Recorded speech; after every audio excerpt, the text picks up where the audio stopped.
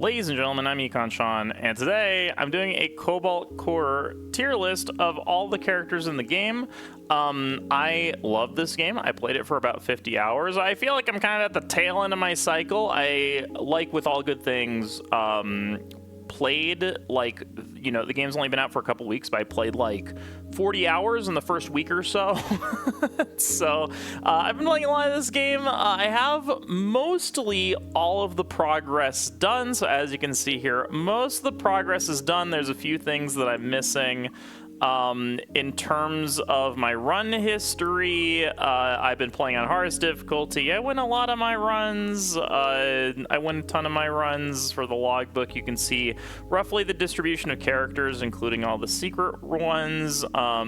Pretty good win rate overall. I'm pretty happy with that. I think recently my hardest runs, I got up to a streak of 7 before throwing it away.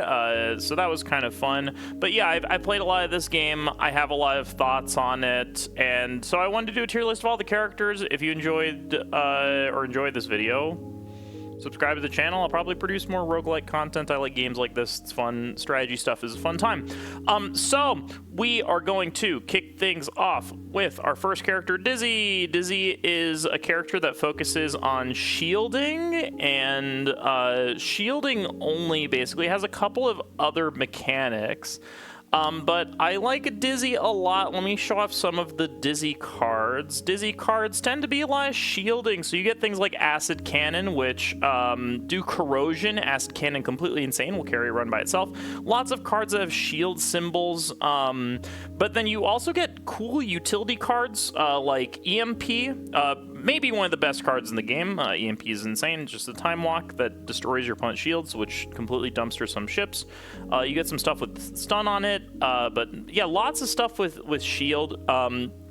Looking at the card pool of Dizzy, I think that when I'm thinking about a tier list of characters, I think about how good is this character to have on my ship in terms of their card pool, their artifact pool. Dizzy's card pool is pretty insane. Shields tend to be very good because if you have enough shields and movement, you can basically nullify any bad outcome in any fight, regardless of what the turn looks like. So stacking up shields is something that I find very valuable. I think that stacking up shields is really valuable because it allows you to have turns where you can have a bad draw and mitigate variance in that way. So shielding is very good. Corrosion, a very strong effect, right? Ignores armor, which is completely insane. The fact that this is the only reusable corrosion in the game, and it comes with 2 damage, is very strong. Looking at like this whole card list, there's very few cards that I look at them and say, okay, this is not like a very high tier card. Like Mitosis is probably not very good.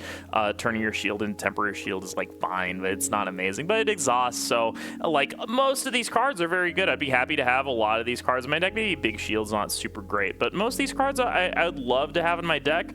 The starting deck for it is fine too. You start with a Shield Surge, which is quite strong. You start with a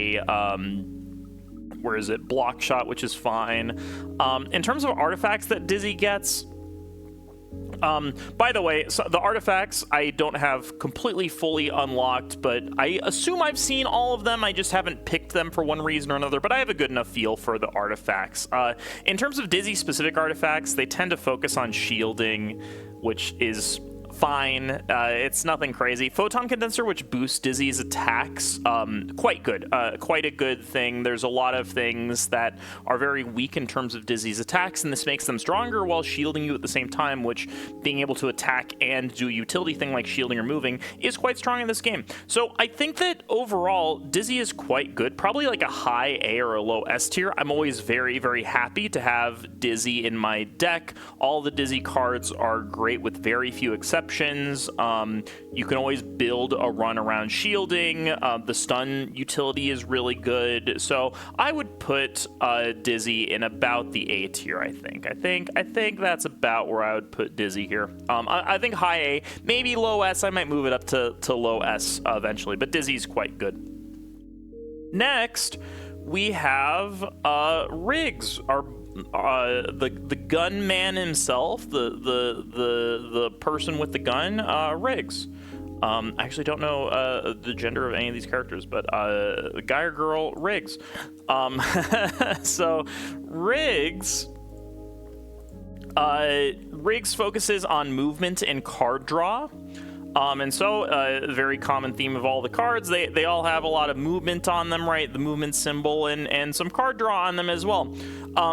Straight up, movement is insane. If you have enough movement, you can get out of any combat situation, right? So a card like Ace that gives you a movement every turn, completely ridiculous. Upgrades don't really do much for that. But then you have cards like Charge Beam, which is one of the better cards. Every time you draw it, it adds more damage to it. Completely insane card. Evasive Shot might be the best common in the game. As it turns out, being able to get an evasion for 1 is a very good rate. Being able to attack for 1 is a very good rate. Getting both of those on the same card is completely nuts. So it's really, really good. You have other utility cards like Options, which gives you card draw and movement. Like all these cards have insane rates on them. And then, like, some of the best cards in the game also come from this class.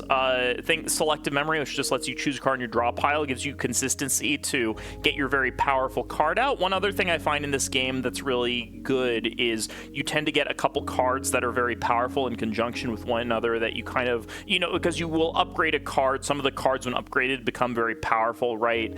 Things like Strafe, upgrading it so that you can play it, or if you're able to play it, upgrading it so you get Strafe 2, right? Things like that are really powerful ways to win a run. So being able to get those powerful things out when on your own terms is great, but also being able to dig for a card that gets you out of a sticky situation is really good. Oftentimes in this game, the turns are kind of swingy, where you'll have one turn where you're in a bad position, and then the next turn you're in a better position, and when you're in a better position, you can kind of set yourself up for the future and stack movement or things like that, or set up like your sort of engine of how you're dealing a lot of damage in a fight.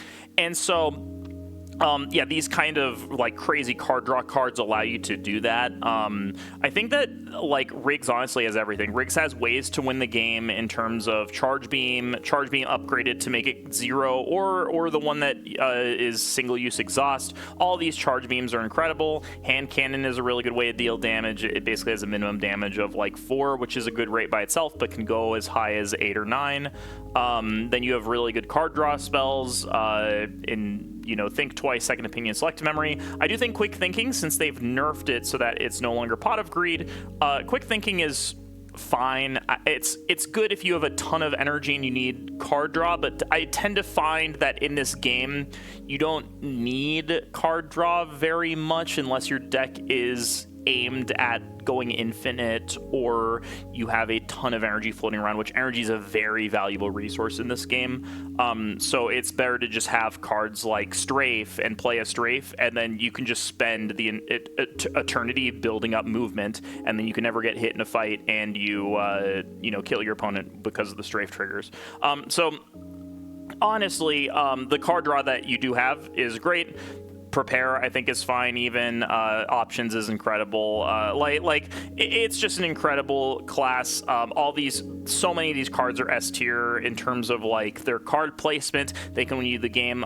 Riggs is a very easy S tier class. Anytime you have Riggs in your deck, you're just at a big advantage. You have lots of options in terms of how you win the game. You have lots of options in terms of escaping, because movement is one of the better things to have. If you're not doing movement, you're drawing cards in ways that are really broken, like Second Opinions or Selective Memory or Think Twice. So it's just an easy S. It's like not even close. Not even close. So yeah, we throw them in S. All right, next we have Peri. Peri is focused on damage dealing and like burst movement, where you can't stack it up. Instead, you have to focus on like playing the card in order to move it. You see not many movement symbols here. There are things that move you suddenly. And as you might expect, moving suddenly is not very good, because the way that this game works is that you will have some turns where you are able to, you draw well, your opponent's attack is not very strong, you're able to execute your engine. And then you have turns where you might draw poorly, your opponent's attacking a lot, and on those turns you really want built up resources in order to mitigate those bad turns. And Peri does not allow you to build up those resources. It relies on drawing the cards that you need when you need them, and that is really bad. So things like Feint or Lunge, which move you suddenly, they're fine if you draw them to get out of sticky spots, but the lack of flexibility of being able to save up the movement for later turns really hurts these types of cards. Even like Glissade, which you get that through an artifact, you can only use this once, and then that's it. So not being able to build that up, it really is harmful. Now, Peri does start with one of the better starting sets where you get a multi-shot right away. Multi-shot is one of the better starting cards. Upgrading it is not great in my opinion, but it's one of the better starting cards. Also, with lots of card draw, one of the better combos is Wave Beam. Wave Beam is one of the better combo enablers where you can add a Wave Beam to your hand, you can kind of get a thin deck, and then you just Wave Beam every turn, and that's really good. So there's a couple of things in here that are good, but there's a lot of stuff that I find to be very, very weak. I think all the cards with sudden movement are really bad because you would rather play cards that build up that movement for later turns than have cards that require you to have drawn them to play them, which, those cards don't do anything if you're not using them to move, whereas the movement cards do something because you can, put that into later turns. So really, when you're looking at the card pool here and what's good, extra battery is good. This is one of the very few ways to get extra energy, but once it only happens once, which can be good because it can let you have a really powerful turn reset up. Endless Magazine is quite good. I didn't even mention, by the way, for Riggs, the artifacts, but Riggs artifacts, not super impressive. Like, you can get extra energy, which is really busted. Whenever you know cards draw a card, I honestly think I've used this card very rarely. It's okay if you're already doing broken things, or drawing 2 cards on the first turn is fine. But yeah, Riggs stuff we already know is broken. For Peri, on the other hand, Power Diversion, which is the boss artifact from Peri, where you gain an extra energy every turn and non-Peri card attacks deal 1 less damage. Very painful, really painful to make every other attack do 1 less damage. Really hurts. It's still fine because extra energy is good, but it is not great compared to the other extra energy cards. Getting a Glissade is fine. Gaining an Overdrive is very good, but this requires you to lose a hole, which is kind of rough, but has some combos with other classes. And then every 5 cards you get a Chip Shot. That one's actually quite good. There's some fun builds that you can do with that. So overall, I think that like the Peri cards there's some fun stuff in here, but a lot of these cards I really just don't care for. I think Feint is really weak. I think all these cards that have instant move are very weak because you can't really build them up. Things like Rev the Engine's not super great, although it having Magnet is okay, but I think it's rare anyways, which is harmful. Weaken Hole is less good than you'd think it is. It's 3 mana for 2 damage. It doesn't carry your runs. Peri is quite good, does kill bosses, but is bad in a couple of fights that rely heavier on statuses, and 3 energy is still a lot. You have to have a lot of built-up resources for that. So overall, not like the most amazing class. It's also worth mentioning, I don't think any of the classes are like bad, like actively harmful to have in your run. They all have some benefits, but some are definitely worse than others, right? There's no F tier in this. There's no tier of classes that I would never want to play, which obviously is good. This is a really well-balanced game, but I think that like there's a lot here to be desired in terms of, the cards that are available in this class. On the weaker side of things, I think a lot of these cards are pretty bad and actively harm your deck, and I wouldn't take them in a lot of situations. Like, I'd never take Scoot if I didn't want it for the collection purposes. Maybe if I really need move, but I'd rather just have other movement options that are consistent move. So I'm going to throw this in C tier. I might move it up to low B, but I think Peri's got to go in C tier. Looking at my stats, too, I think that Peri is by far my weakest class in terms of wins to runs. I think 11 versus 17 is by far my worst ratio. Maybe Books has a worse ratio, but I'll talk about Books. So, yeah, it's not great. So, anyways, next we have Isaac. Isaac does lots of drone stuff. It's very, you know, it's one of the few classes that uses drones. A couple of classes use the drone slot in various ways, but Isaac is the most responsible for utilizing that. So you start with an attack drone in your deck that can launch drones. And then you start, you know, you have things like Jupiter drone, which is really powerful, that launches a drone. You can have extra energy for a drone. You bubble field to protect your drones. You can launch asteroids. There's lots of different drone cards, and I feel in general about Isaac is that the Isaac drone stuff is pretty powerful. In general, drones are nice because they have some flexibility built into them, which is that they can block a shot, and they can also deal damage or do some other utility thing. I think that dealing damage is probably what you want to do. Like, shield drones are really bad. Like, they can be okay, but, you know, you really want to be dealing damage. You want to be sort of doing, you know, they have inherent defensiveness in the fact that they're going to block shots, having sort of double defensiveness in the fact that you're shielding yourself and putting a drone out there. Doesn't really progress your board state as much. You're just kind of delaying things, and delaying things can be a little dangerous in this game. You can put yourself in some bad spots by delaying too much, although fights tend to go pretty long in general. So drones are pretty good. I think the most important thing with this class is getting attack drone A as soon as possible. If you're going to be playing drones, it's such a superior upgrade. It's so needed to get attack drone A so that your attack drone actually does damage in a timely fashion, because that can be a very big problem with this class, where you have a lot of ways to sort of stall out and create a board state where your opponent is not able to punch through. But then if they are able to punch through, then you're going to have turns where you're going to be kind of in trouble, and you're reliant on your drones to block, and you might not have them, and that it becomes a problem. So things like Bubble Shield are really, really bad until you have a lot of ways to produce drones. Things like Battalion, which are ways to produce a lot of drones, really good because those drones do damage and do other things, and then also block shots. So I think that overall, you have some good stuff. Some of the rares are really powerful too. Jupiter drone, obviously one of the best cards in the game, just so good. Allows you to set up turns where you can fire like absurd amounts of damage because you know, it basically doubles everything that you're doing, which is insane. Bay Overload also very good. 3 extra energy in a turn is fine. The downside is not actually a downside, because launching drones and missiles, you just don't do it on the next 2 turns, and it's fine. Yeah, things like Missile Shot are pretty powerful. Like, a lot of the biggest problem is that a lot of the cards you have to be very heavily invested in drones in order to be good. So, like, you know, Radio Control doesn't do anything if you don't have any drones. Bubble Field doesn't do anything if you don't have any drones. If you have drones, they're great, but if not, you know, it's not great. And I do find that, like, a lot of the utility effects here aren't very good. Like, the boulders I find to be terrible. I think Rock Factory might be like the worst pair in the game. It just messes up your drone positioning really bad, even if you have lots of ways to move it. Parallel Shift is one of the worst starting commons that you start with, although I think Attack Drone is fine. So I'm gonna put Isaac. I should also talk about the artifacts as well. In terms of artifacts, Drone Piercing is quite strong. Gaining Temp Shield every time an asteroid is destroyed is not very good. Temp Shield is not great. Destroying asteroids is really hard to do.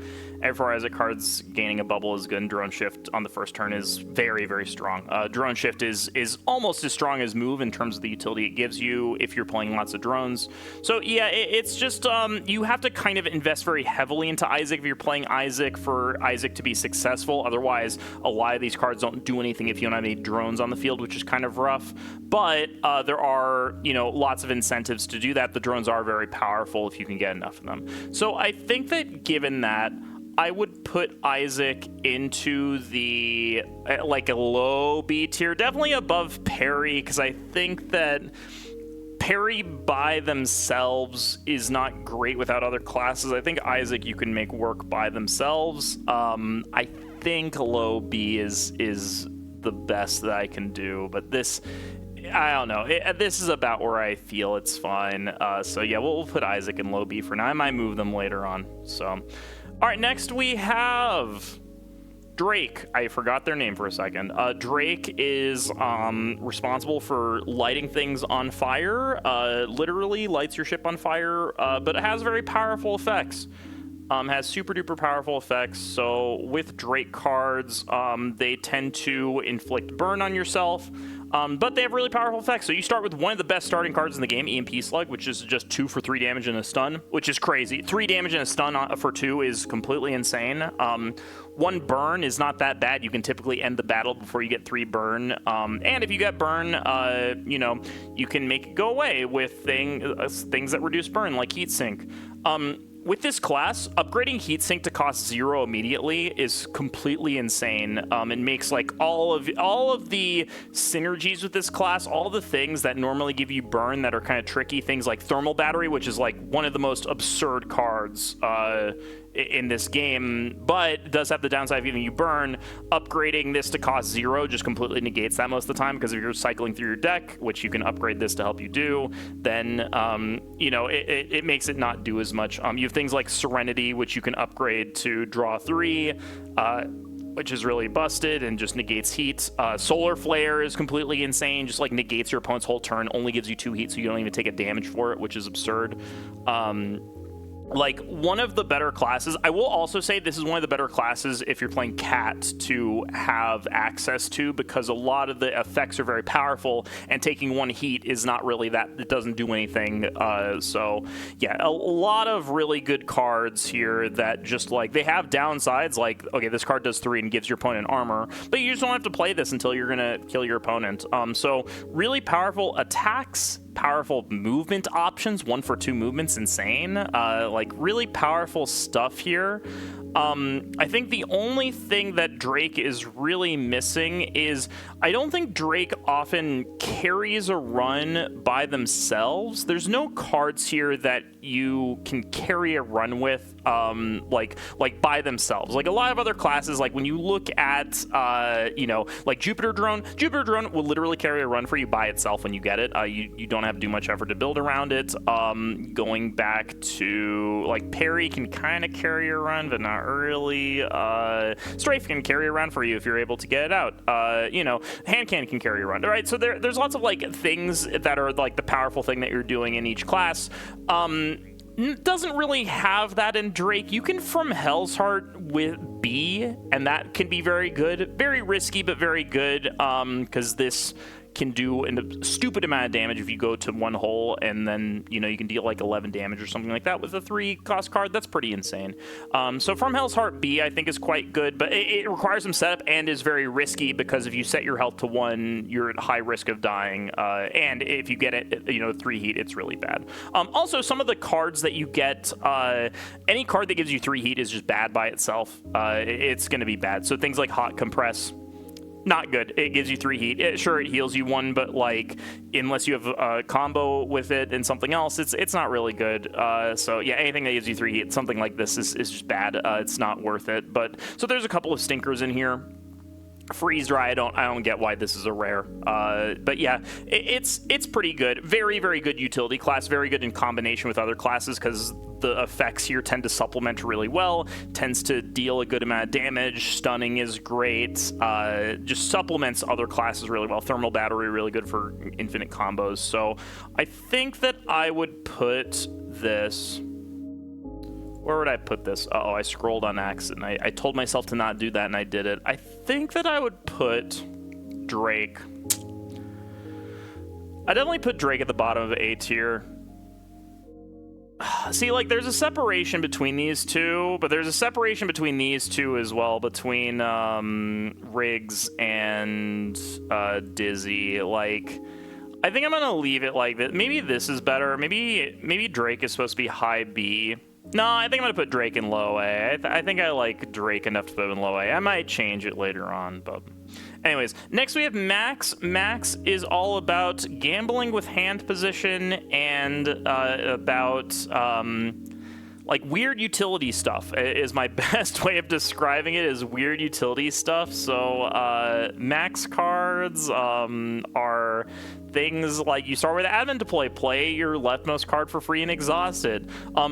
Honestly, a lot of people sleep on this card. If you upgrade this card to cost 0 right away, absurd card, completely absurd, because it just lets you play a card for free, and the card you play for free, you can make it like a 2 or 3 cost card. You know, it's something where you can exhaust cards that you don't want, like basic attacks and basic blocks, to make your deck a lot leaner, because each round against an opponent tends to go pretty long. You can exhaust, cards that are expensive early on that you don't really want to play. It allows you to play cards that cost 4, like Cloud Admin Deploy, very, very good. Super duper good card. Really nice. Now, Max has this problem. I realized I didn't talk about the artifacts, but I'll go back. But Max has this problem where Admin Deploy is an absurd card to start with, and upgrading it to cost 0 does make your runs very easy and allows you to set up infinites fairly easily with classes that are able to set up infinites. Now, the problem is that Max cards are very bad.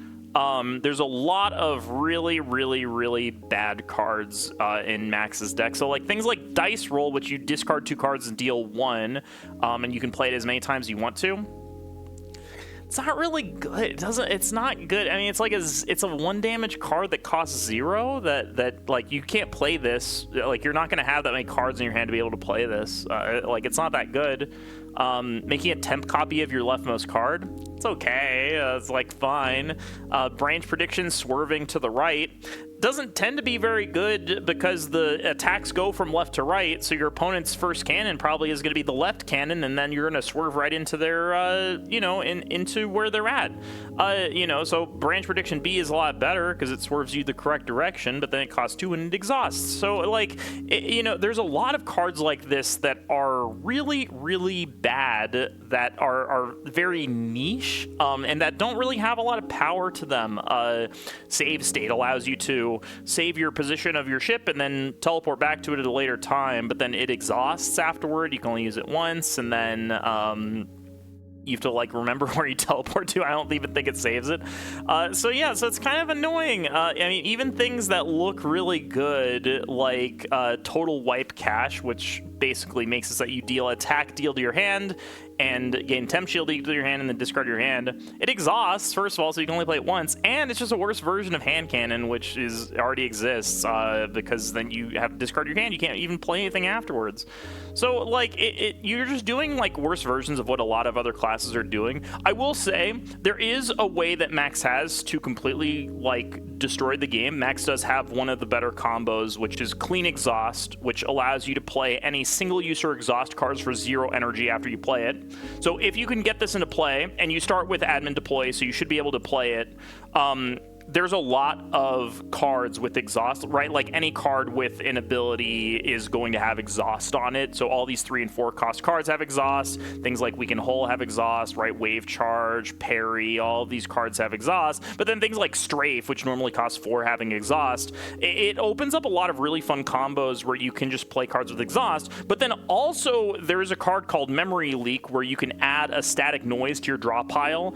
And static noise basically says, while it's in your hand, all your cards exhaust. So you can make your entire hand cost 0 with this combo. And so it's a 2-card combo that basically makes any card in your hand cost 0 once you draw the static noise, and it makes all of the cards that you play exhaust.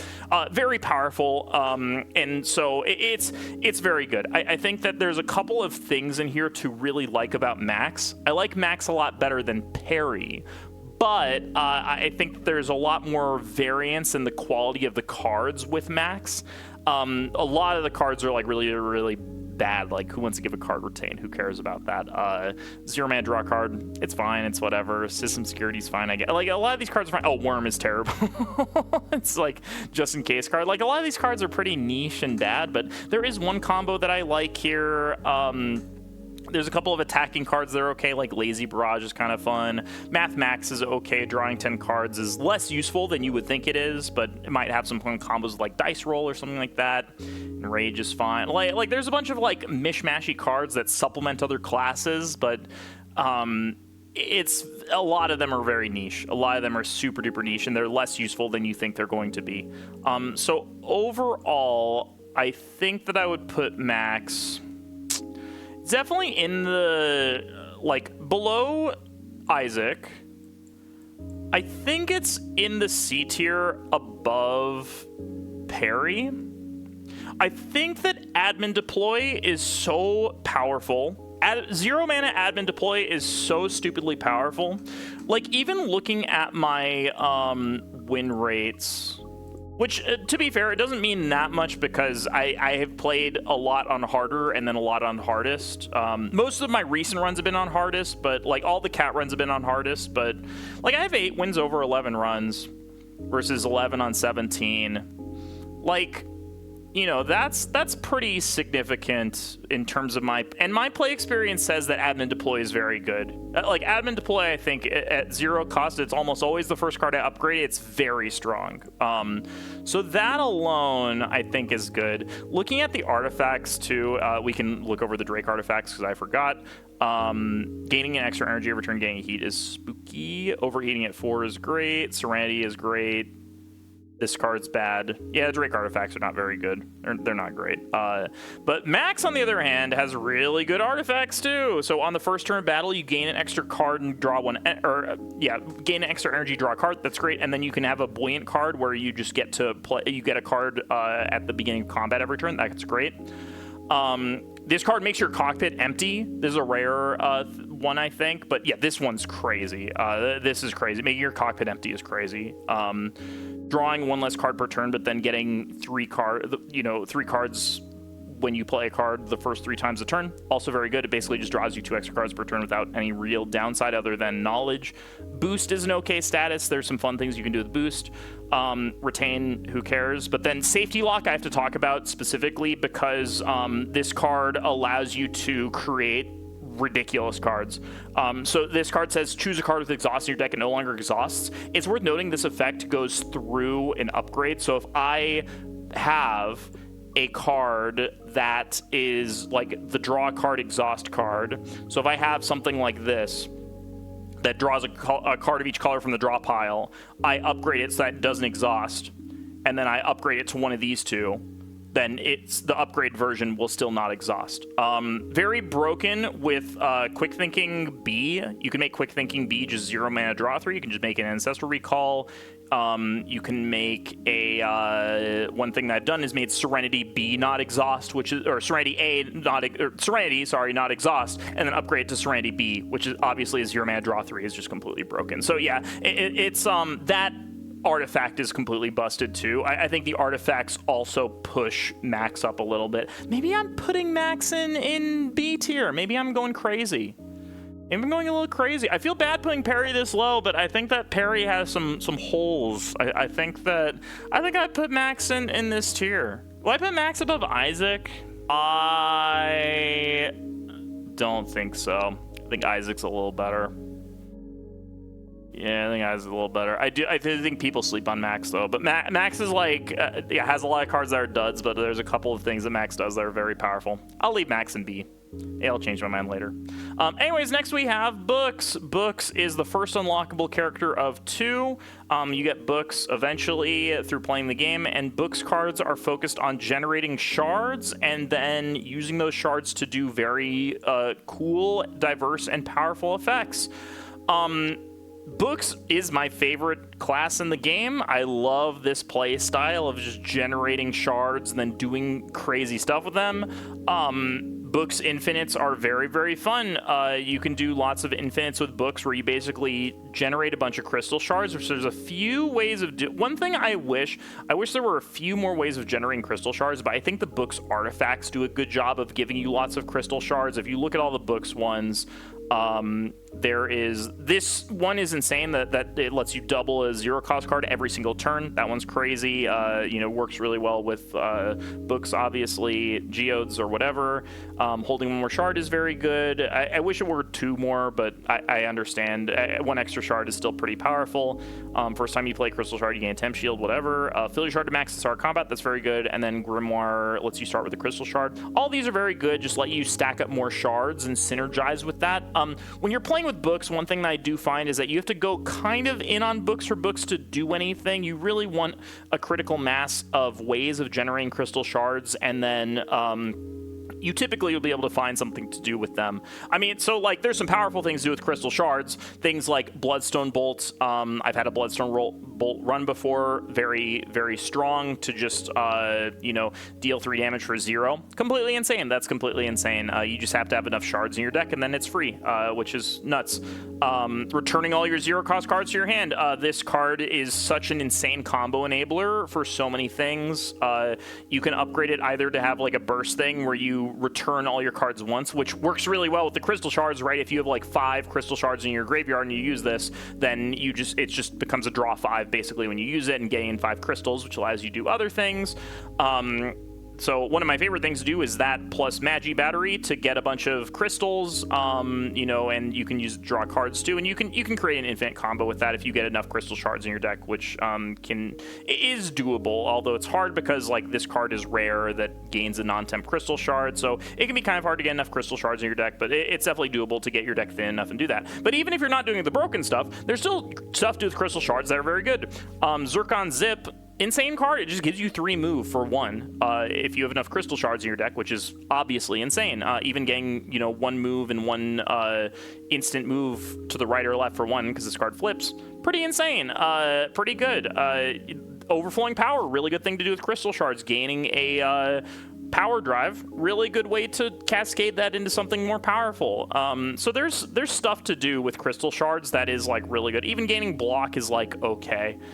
Glimmer Shot is a great dump for crystal shards. You can upgrade it to make it not exhaust if you want to make this your entire strategy. So there's enough stuff to do with crystal shards. That's great. I will say the ways of generating crystal shard that are more slow are not very good. Things like things that generate the geodes are not great. Mineral Deposit can be nice only because it blocks a lot of stuff for Meteor. They block a lot of things. Meteor pays for itself again. Can be okay. Quantum Quarry I find to be way too slow. I think it's just way too slow. I think it's not very good. I think if this card costs 1, it would still be not great. I don't think it's very good in my opinion. There's not quite enough ways to dump crystal shards that you can't just do by just playing like Shard Pack or upgrading. One thing you can do, by the way, is upgrade Unpolished Crystal to put 2 crystal shards in your draw pile. That can be really nice too. So overall, really fun class. Catch Release might be the worst card in the game, by the way. It's really bad. At least to exhaust though, but and then you get like Avatar. Yeah, like very fun class. Has a lot of really fun combos. That being said, you do have to spec into this class very, very heavily for it to be good. There's a couple of good utility cards, things like Medusa Field, that are quite strong by themselves, but for the most part, these cards don't work super well. The starting deck is fine by itself with Crystal Shard and Mage Hand. Mage Hand, very powerful starting card, but you have to really, really commit to this class, but then you can do some very powerful things with it. I think overall, I would put this in B tier. I think overall I put this in B tier. I would put this, I